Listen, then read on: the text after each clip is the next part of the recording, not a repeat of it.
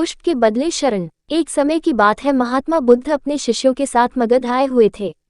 वहां एक चंदौसा नाम का मोची गांव के बाहर अपनी कुटिया बनाकर रहता था। उसके परिवार में उसकी पत्नी और 4 बच्चे रहा करते थे।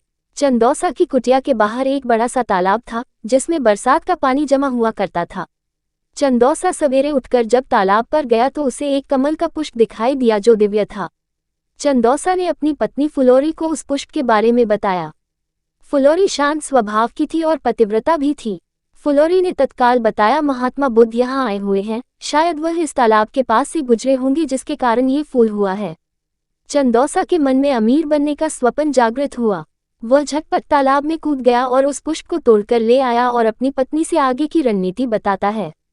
मैं ये पुष्प राजा को देकर इसके बदले ढेर सारा मूल्य प्राप्त करूंगा और हम लोग अपना जीवन आराम से व्यतीत करेंगे।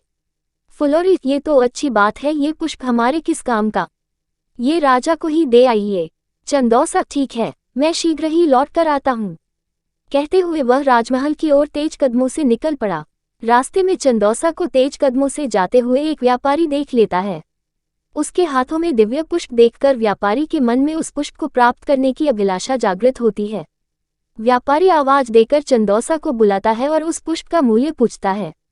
व्यापारी उस पुस्तक का मूल्य 2 स्वर्ण मुद्रा देने को तैयार हो जाता है।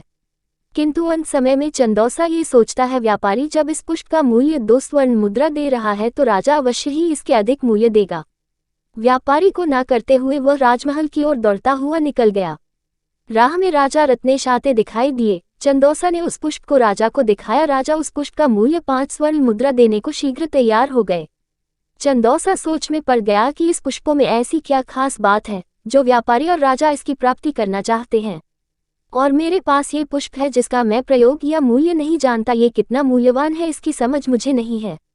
एकाएक चंदौसा के दिमाग में बिजली सी कौंध जाती है। वह राजा को भी ना करते हुए वह महात्मा बुद्ध के शरण में पहुंच जाता है।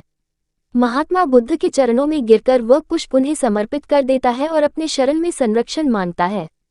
महात्मा बुद्ध चंदौसा को उठाकर हृदय से लगा लेते हैं और उसे अपने शरण में लेते हैं।